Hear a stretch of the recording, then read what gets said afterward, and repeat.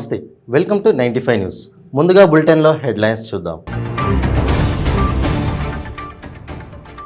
పొగమంచు కారణంగా హైదరాబాద్ రావాల్సిన పలు దేశీయ అంతర్జాతీయ విమానాల దారి మళ్లింపు. శంషాబాద్ ఎయిర్పోర్ట్లో పడిగాపులు కాస్తున్న ప్రయాణికులు. తెలంగాణ రాష్ట్ర శాసనసభను సందర్శించిన పంజాబ్ స్పీకర్. శాసనసభ నిర్వహణ పనితీరుపై స్పీకర్ పోచారం వివరణ.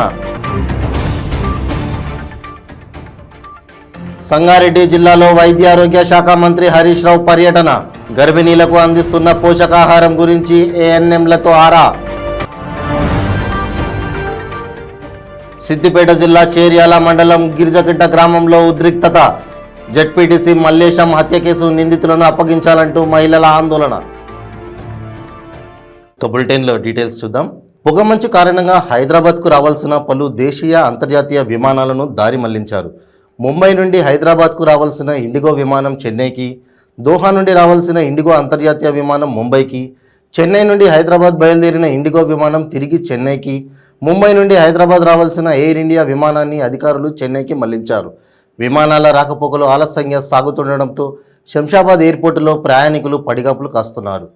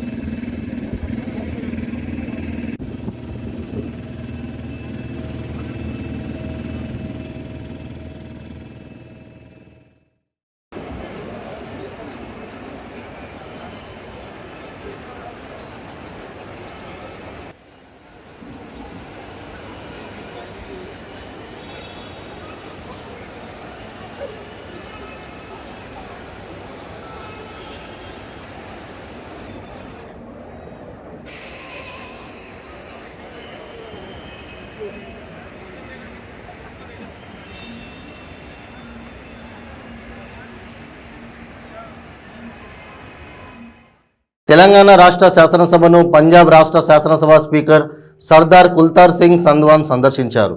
ఆయనకు తెలంగాణ రాష్ట్ర శాసన సభాపతి పోచారం శ్రీనివాస్ రెడ్డి, శాసన మండలి చైర్మన్ గుత్తా సుఖేందర్ రెడ్డి స్వాగతం పలికారు.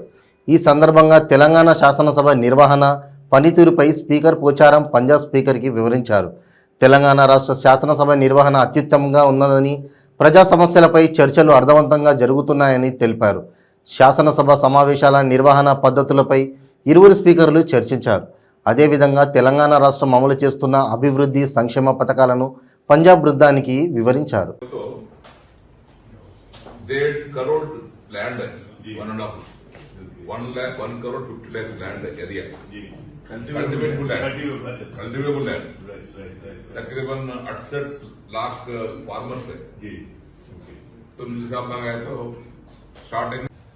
सारे जिम्मेदार उनके लगा नहीं ये इनका एक्सपीरियंस है, इन्हीं पर तो चलता है सब.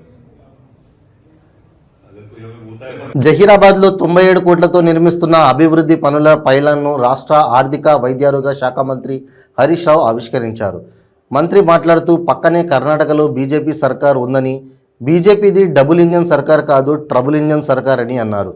మన రాష్ట్రంలో ఉన్న సంక్షేమ పథకాలు కర్ణాటకలో ఎక్కడ ఉన్నాయని, నియత్ ఉంటే బర్కత్ ఉంటుందన్నారు. తెరాస సర్కార్ చేసిన సాయాన్ని మీరంతా గుర్తుపెట్టుకోవాలని అన్నారు. సంగారెడ్డి జిల్లా కోహిర్ మండలం దిగ్వాల్లో ఆయన పర్యటించారు. దిగ్వాల్ ఆసుపత్రిలో పిహెచ్సిపి కేంద్రాన్ని మంత్రి ప్రారంభించారు. ఈ సందర్భంగా ఆశా ఏఎన్ఎంలతో ముచ్చటించిన మంత్రి హరీష్ రావు గర్భిణీలకు అందిస్తున్న పోషకాహారం గురించి అడిగి తెలుసుకున్నారు.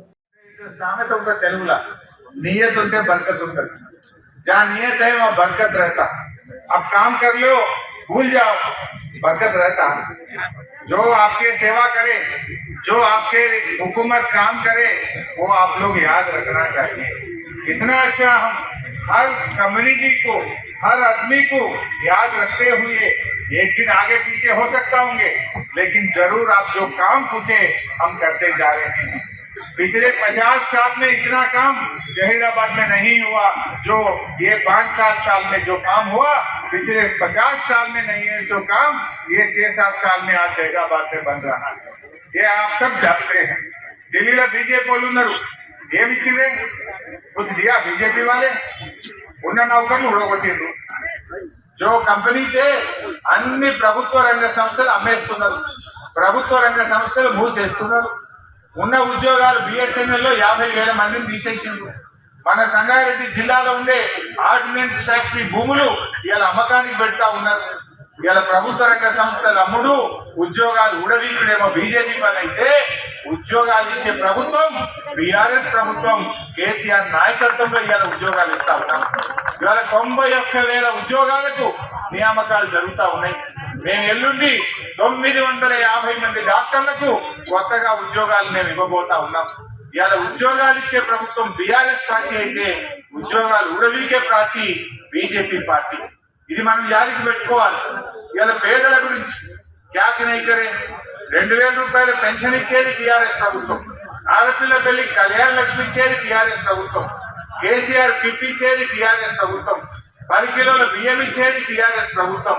ఇలా పేదలకేమో పంచేటువంటి ప్రభుత్వం, పేదలకు పనులు చేసే ప్రభుత్వం టీఆర్ఎస్ ప్రభుత్వం అయితే, పన్నులు వేసే ప్రభుత్వం బీజేపీ ప్రభుత్వం. పనులు చేసేదేమో బీఆర్ఎస్ పార్టీ, పన్నులు వేసేదేమో బీజేపీ పార్టీ. గ్యాస్ సిలిండర్ ధర 400కి 1,200 రూపాయలు చేసింది. 50 రూపాయలు ఉన్న పెట్రోల్ డీజిల్ ని 100 రూపాయలు దాటించింది. పన్నులు వేసుడు బీజేపీ పార్టీ పని, పనులు చేసుడు బీఆర్ఎస్ పార్టీ పని. ఇవాళ మీరు ఆలోచించాలి, పనులు చేసేటోళ్ళు ఎవరు, పన్నులు వేసేటోళ్ళు ఎవరు కూడా ఇవాళ ప్రజలు ఆలోచించాలని చెప్పి నేను ఈ సందర్భంగా కోరుతా ఉన్నాను. అన్ని వర్గాల సంక్షేమం కోసం ఇవాళ ఈ టీఆర్ఎస్ ప్రభుత్వం పనిచేస్తా ఉంది. మరి జహీరాబాద్ పట్టణంలో మంచినీళ్ళకి ఏ రకంగా ఇబ్బంది ఉండేది. ఒక 10 ఏళ్ల కింద గీతారెడ్డి గారు మంత్రిగా ఉండే, కనీసం జహీరాబాద్ పట్టణంలో మంచినీళ్ళు వచ్చినాయి. దీనికి ఎక్ బార్ పానీ మిల్తారా. సిద్దిపేట జిల్లా చేర్యాల మండలం గురిజకుంట గ్రామంలో ఉద్రిక్తత కొనసాగుతోంది. నిన్న హత్యకు గురైన జెడ్పీటీసీ మల్లేశం అంత్యక్రియలకు ఏర్పాట్లు చేయడంతో గ్రామస్తులు నిరసనకు దిగారు. దాంతో పోలీసులు భారీగా మోహరించారు. జెడ్పీటీసీ మల్లేశం హత్య కేసు నిందితులను అప్పగించాలంటూ మహిళలు ఆందోళనకు దిగారు. నిందితులు ఉప సర్పంచ్ సత్తయ్య ఇంటి ముందు వారు ఆందోళన దిగారు. నిందితుడు చంద్రకాంత్ ఇంటి అద్దాలు, బైకు, కారు ధ్వంసం చేశారు.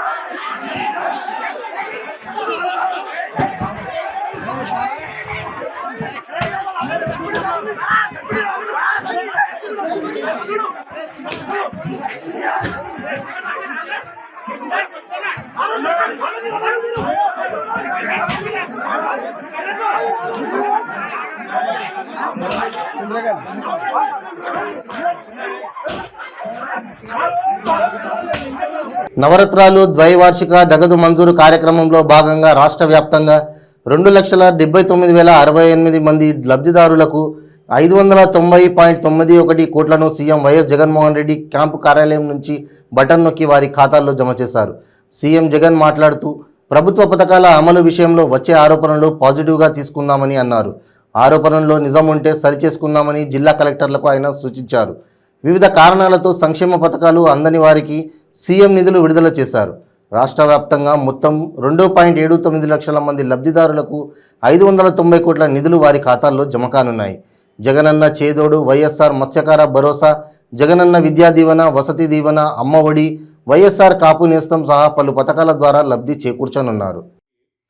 ఇంత ట్రాన్స్పరెంట్ గా, ఇంత మానవతా దృక్పథంతో మనం పనిచేస్తా ఉంటే ఈరోజు ఆశ్చర్యకరమైన వార్తలు మన మంచిని చూసి జీర్ణించుకోలేక జనవరి 1వ తారీఖు నుంచి మనం పెన్షన్ డబ్బులు కూడా మనం పెంచుతా ఉన్నాము అనే వార్తను అసలు జీర్ణించుకోలేక దాని మీద కూడా అబాండాలు వేయాలి అని చెప్పి తాపత్రయంతో ఈరోజు ఆ పెన్షన్ల మీద కూడా కట్టుకథలు ఈరోజు రాస్తా ఉన్నారు. పెన్షన్లకు సంబంధించి ఈరోజు నోటీసులు కొంతమందికి పోయాయి. తప్పేముంది? ప్రతి 6 నెలలకు ఒకసారి ప్రతి పథకానికి సంబంధించి ఒక ఆడిట్ జరగాలి. మన ప్రభుత్వం ఉద్దేశం ఏంది? అర్హులే ఒక్కరు కూడా మిస్ కాకూడదు, అనర్హత ఉన్న వాళ్ళకి ఏ ఒక్కరికి కూడా ఇవ్వకూడదు, రాకూడదు. ఇది మన ప్రభుత్వ ఉద్దేశం. సో 6 నెలలకు ఒకసారి ఖచ్చితంగా కూడా ఎక్కడెక్కడైతే డౌట్లు ఉంటాయో, ఎక్కడెక్కడైతే డేటా అనలిటిక్స్ లో వీళ్ళంతా కూడా ఏదైతే కొన్ని విషయాలు కనుగొంటారో ఆ కనుక్కున్న దాని ప్రకారం వాళ్ళు నోటీసులు ఇస్తారు. కానీ ఆ నోటీసులకు రిప్లై కూడా తీసుకుంటారు. ఆ రిప్లై కూడా తీసుకున్న తర్వాత వాటిని రీవెరిఫై చేసిన తర్వాతనే ఏదైనా చర్య తీసుకుంటారే తప్ప అలా రీవెరిఫై చేయకుండా చర్య తీసుకునే అవకాశము పరిస్థితి కూడా ఎప్పుడూ లేదు. సో ఆ మాదిరిగా నోటీసులు ఇచ్చిన దానికే పెన్షన్లందరినీ తీసేస్తున్నారు అని చెప్పి తప్పుడు ప్రచారాలు ఈరోజు జరుగుతూ ఉన్నాయి. ఆయేషా మీరా హత్య కేసును ఐపీఎస్ అధికారులు ఆనంద్, ప్రస్తుత డీజీపీ రాజేంద్రనాథ్ రెడ్డి తప్పుదోవ పట్టించారని ఆయేషా మీరా తల్లి షహంషాద్ బేగం ఆరోపించారు. ఆయేషా మీరా హత్య చేయబడి నేటికి 15 ఏళ్లు పూర్తయ్యాయి. ఈ సందర్భంగా ఆమె తల్లి మీడియాతో మాట్లాడారు. ఆయేషా మీరాను హత్య చేసిన నిజమైన హంతకులను శిక్షించాలని ఆమె డిమాండ్ చేశారు. ఈ కేసులో సత్యంబాబుని అరెస్ట్ చేసినా కోర్టు దోషిగా నిర్ధారించలేదని, 2018 డిసెంబర్లో కేసు సిబిఐ స్వీకరించిందని అన్నారు. తమను సికింద్రాబాద్ తీసుకెళ్లి DNA టెస్ట్ కూడా చేయించారని, మా దగ్గర ఉన్న అన్ని వివరాలు సిబిఐకి ఇచ్చామని అన్నారు.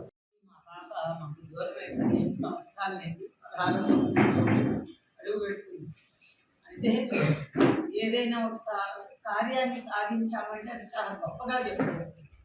కానీ ఇందులో ఒక హత్య కాబట్టి పాప కేసుని 15 సంవత్సరాలు ఏ ప్రభుత్వం కూడా చేపట్టి దానికి న్యాయం చేకూర్చలేదంటే అదే సిగ్గుచేటుతనమాట.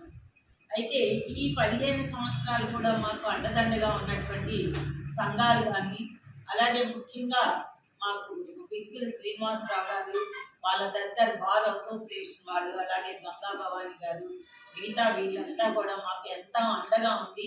ఇప్పటికి కూడా ఇంత దూరం నడవటానికి, ప్రయాణం చేయడానికి సహకరించిన వాళ్ళు వీళ్ళందరూ. అలాగే మాతో పాటు ప్రింట్ మీడియా వాళ్ళు కానీ, మీడియా వాళ్ళు కానీ అందరూ మాకు సహకరించారు. వాళ్ళందరికీ కూడా ఈ 15 సంవత్సరాలు మాతో పాటు వెన్నంటి ఉన్నటువంటి వాళ్ళందరికీ కూడా మీ అందరికీ కృతజ్ఞతలు తెలుపుతున్నాను. అసలు 2017 డిసెంబర్ 27 జరిగినటువంటి కేసులో చాలా అనర్థాలు జరుగుతూనే వచ్చాయి. చాలా మంది ఇన్వెస్టిగేషన్ చేసినా కూడా అది తప్పులు తడకలుగానే కనిపిస్తుంది. 2017 ఫస్ట్ మేనమామ అన్నారు. ఇది సీఎం రాజశేఖర రెడ్డి హయాంలో మన ఉమ్మడి రాష్ట్రంలో 2007లో ఈ కేసు జరగటం జరిగింది. 2007లో ఫస్ట్ రాజశేఖర రెడ్డి గారి దగ్గరికి మేము అందరం వెళ్తే ఆయన ఏమన్నారంటే మేనమామ కేసే కదా అని. మాకున్నది ఒక్కడే, నాకు ఒక తమ్ముడే ఉన్నాడు. 32 ఏళ్ళకి అతనికి హార్ట్ అటాక్ రావడం, చనిపోవడం జరిగింది. ఆయన అసెంబ్లీలోనే మా తమ్ముడే చెప్పేశాడు అని చెప్పడం జరిగింది. నేను మా తమ్ముడు ఫోటో చూపిస్తే అప్పుడు ఆయన నోరు మూసుకోవడం జరిగింది. అంటే అప్పటి వరకు కూడా ఆ కేసుని ఎంత తారుమారు చేశారో మీరు అందరికీ తెలుసు. ఆ తర్వాత మేనమామ కాదు మెటర్నరీ అంకుల్ అన్నారు. ఆ తర్వాత లడ్డూని తీసుకొచ్చారు. లడ్డు వాళ్ళ నాన్నకి ఒక 5,000 లక్షలు ఇస్తాము ఒప్పుకోమని చెప్పి అతని రిమాండ్లో కూడా ఆనాడు సిపి ఆనంద్ ఈ కేసు మొత్తానికి కాల్పిడి ఎవరంటే సిపి ఆనంద్. అతను ఆ కేసులో రిమాండ్కి తీసుకెళ్లి అతన్ని ఒప్పించమని వాళ్ళ నాన్నకి 5 లక్షలు ఇస్తామని కూడా చెప్పడం జరిగింది. వాళ్ళు ఒప్పుకోకుండా వెళ్ళి అప్పుడు మన్మోహన్ సింగ్ ప్రైమ్ మినిస్టర్గా ఉన్నప్పుడు ఈ సిక్కులందరూ కలిసి వెళ్ళటం జరిగింది. ఆ తర్వాత అబ్బాయిని వదిలేశారు. ఆ తర్వాత ఉపేందర్ సింగ్ ఎక్కడో జగిత్యాలలో ఉన్న అతను ఎందుకో ఏదో పని మీద వస్తారు తీసుకెళ్లి అరెస్ట్ చేశారు. ఆయన వాళ్ళ అమ్మ ఫైట్ చేసి అర్ధరాత్రి కూడా సిపి ఆనంద్ ఇంటికి వెళ్ళి కాగితాలు తీసుకొచ్చి మా అబ్బాయిని వదులుతారా లేదని చెప్పింది. అలా జగిత్యాలలో ఉన్నటువంటి ఉపేంద్ర సింగ్ని వదిలేశారు. అంటే ఒకటి మేనమామ, 2 మెటర్నరీ అంకుల్, 3వది లడ్డు, 4వది ఉపేంద్ర సింగ్, 5వది ఇలా కేసు. ఫార్మాసిటీకి వ్యతిరేకంగా రైతులు పాదయాత్ర చేపట్టారు. ఫార్మాసిటీ ఏర్పాటు నిర్ణయాన్ని విరమించుకోవాలని డిమాండ్ చేస్తూ రంగారెడ్డి జిల్లా మేడిపల్లి నుండి తుర్కయంజాల్ ఆర్డీఓ కార్యాలయం వరకు పాదయాత్ర చేపట్టారు. దీనికి కాంగ్రెస్ పార్టీ ఇబ్రహీంపట్నం నియోజకవర్గ ఇన్ఛార్జ్ మల్రెడ్డి రంగారెడ్డి, కోదండరెడ్డి సంఘీభావం తెలిపారు.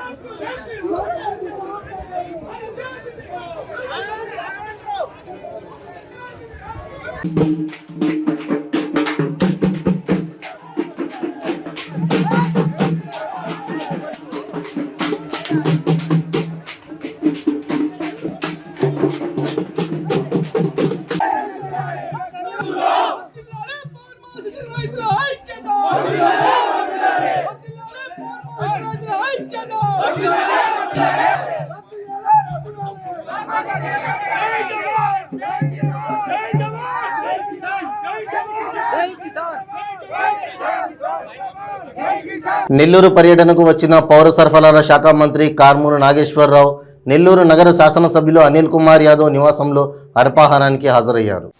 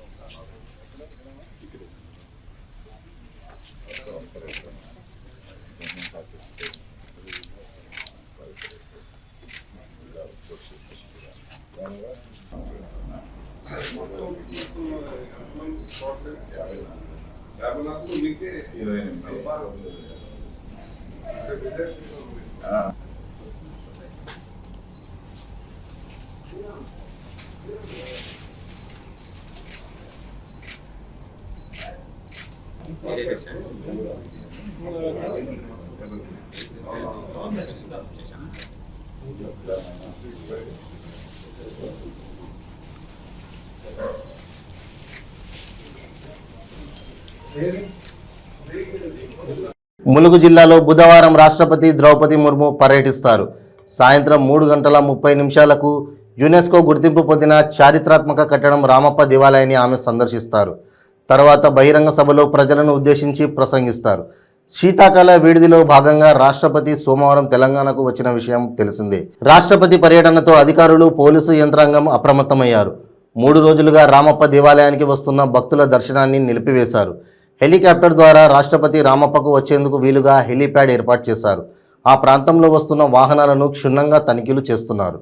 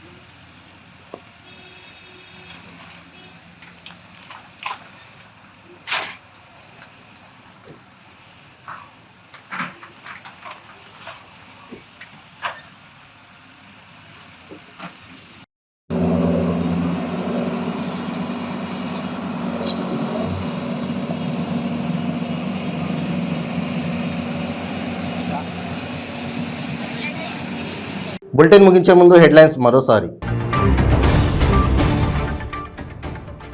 పొగ మంచు కారణంగా హైదరాబాద్ రావాల్సిన పలు దేశీయ, అంతర్జాతీయ విమానాల దారి మళ్లింపు. శంషాబాద్ ఎయిర్పోర్ట్లో పడిగాపులు కాస్తున్న ప్రయాణికులు.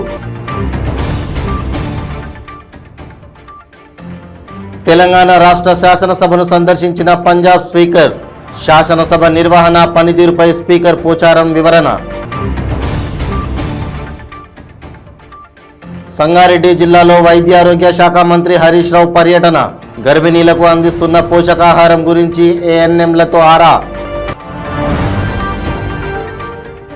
సిద్దిపేట జిల్లా చేర్యాల మండలం గిరిజగిట్ట గ్రామంలో ఉద్రిక్తత. జెడ్పీటీసీ మల్లేశం హత్య కేసు నిందితులను అప్పగించాలంటూ మహిళల ఆందోళన. ఇవి బులెటిన్ అప్డేట్స్. మరిన్ని అప్డేట్స్ కోసం చూస్తూనే ఉండండి 95 న్యూస్. ప్రతిక్షణం ప్రజాక్షేమం కోసం. నమస్తే.